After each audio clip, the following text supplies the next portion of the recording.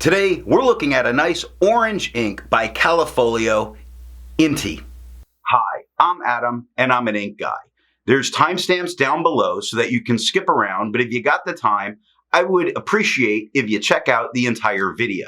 Also, if you're interested, you can check me out over on Instagram, and if you're new here and like fountain pen inks, I would invite you to subscribe. To make sure I have a range of experience with this ink, I do the writing samples. I then put the ink into this Pilot Vanishing Point medium nib, used it to write for a day and to take my notes for this video. In order to have some standardization in my writing samples, I always use Clairfontaine, Tomoe River, and Rhodia paper. Now, let's look at the writing sample. I picked this ink up in sample form, so it came in a vial like this. And to keep my writing samples consistent, I use a Jinhao 159 with a Goulet 1.1 stub, a Jinhao X450 with a Goulet medium, and a Jinhao X750 with a Goulet extra fine. Let's take a look at the Clairfontaine. No bleeding or ghosting. The 1.1 is no feather spread, halo sheen, slight areas of some shading. It actually has some very nice shading. It's just very subtle in what's going on. The extra fine is just a little bit lighter than the stub with no feather spread, halo sheen, some very nice shading, a little more pronounced than it was with the stub. Really look at quick where it goes very light at the top of the Q, very dark at the bottom, light through, dark, dark, dark at the K. It's very nice ombre type shading here. 8 seconds to dry. Medium is darker than the extra fine, about the same tone as the stub, with no feather spread, halo sheen. The shading is fantastic here. 11 seconds to dry. Now the scrubby for both shows plenty of color variation, and we are getting it. Tomoe River. No bleeding, very little Tomoe River ghosting. The 1.1 has no feather spread. It has halo, no sheen. It has shading. Now the halo and the shading come together. Where it's a little bit darker, you get a little bit of the halo. Like in the F of Callifolio, at the bottom part, it starts getting darker and we start seeing some haloing occurring. Nice. Extra fine is a little bit lighter than the stub with no feather spread, halo sheen. It does offer some shading spots. It's peppered throughout. It's very nice what's there. 14 seconds to dry. Medium is darker than the extra fine, same tone as the stub, with no feather spread. It has halo, no sheen, it has shade. The halo and the shade show up together like on the K in quick, or in the word the, it starts lighter and gets darker, no halo to halo. And 20 seconds to dry. Now the scrubby for both does show some color variation. The extra fine not nearly as much, although it is there. And it's there in both the writings. And Rhodia. No bleeding, no ghosting. The 1.1 is no feather spread, halo sheen, very nice shading. The extra fine is about the same tone as the stub, maybe a hair lighter, with no feather spread, halo sheen, very nice shading. 9 seconds to dry. Medium is darker than the extra fine, about the same tone as the stub, maybe a tad darker than the stub, with no feather spread, halo sheen, and great shading throughout all of this writing. It's absolutely fantastic. 12 seconds to dry. The scrubby for both shows us plenty of color variation, and we are getting that in the writing. I agree with Vita that we learn a lot when we do multiple chromatographies. The one on the left is done the way it's supposed to be done. I put a line of ink down and immediately put it into water for 10 to 15 seconds. And we see this peachy color at the bottom. It moves up and there's hints of the orange and a very strong yellow at the top. Now the one on the right I let dry for 10 minutes before I dunk it into water. And that peachy color really formed a line on the bottom, really bonded with the paper.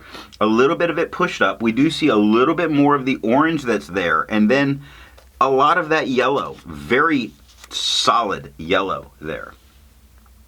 Resistance tests are done to see how well this ink can be expected to perform on the page, and more importantly, how hard it might be to clean from your pen. I let the smear dry for 3 days before testing it. Looking at the highlighter, I would feel fine using this in a note-taking situation. It had no adverse reaction to being re-wet after it was dried, but that was 3 days. Water is reactivating and lifting most of this ink, but that peachy color from the chromatography, very much there and staying. It only took water for me to get this out of my pen, personally. Pen Flush does everything that water does, and it didn't do anything more. 1/3 bleach solution completely removed it from the paper, but again, I only had to use water to clean it from my pen. As far as viscosity or flow, for the inks I've tested, I have found an average viscosity of 2.5, with the realm of normal being from 2.1 to 2.9. Callifolio's Inti has a viscosity of 1.52, making this a very wet ink. To find my average dry times, I use my writing samples done on Clairfontaine, Tomoe River, and Rhodia paper. I average those, and what I found is the average dry time is 17 seconds, with the realm of normal being from 13 to 21 seconds. Callifolio's Inti has an average dry time of 12 seconds, making this a faster drying ink. Instead of finding inks that look like Callifolio's Inti, I would prefer to find an ink that complements its color on the page. I went for a nice green, and I chose Diamine's Kelly Green. The second writing sample is done on P. Berger, Levenger, and Strathmore writing paper. Here we're looking at P. Berger. It's a French rule student grade paper. Lots of bleeding. Doesn't touch the page underneath, but it does stop you from using the back of the page. It leads to there being a lot of ghosting, especially the medium. Extra fine's not so bad. The 1.1 has a ton of feathering, no spread, no halo, no sheen, and no shade. The extra fine has no feather, spread, halo, sheen, no shade. 3 seconds to dry. Medium is much darker than the extra fine. It's darker than the stub. It has a ton of feathering all over it. With some spread, it went to about a broad. No halo, sheen, no shade. 4 seconds to dry. Scrubby for both does show tiny bits of color variation, far left to far right, although it's not really there in the writing. And Levenger. Come on, Levenger. There we go. No bleeding, no ghosting. The 1.1 is no feather spread, halo sheen. It has some very nice shading that's going on.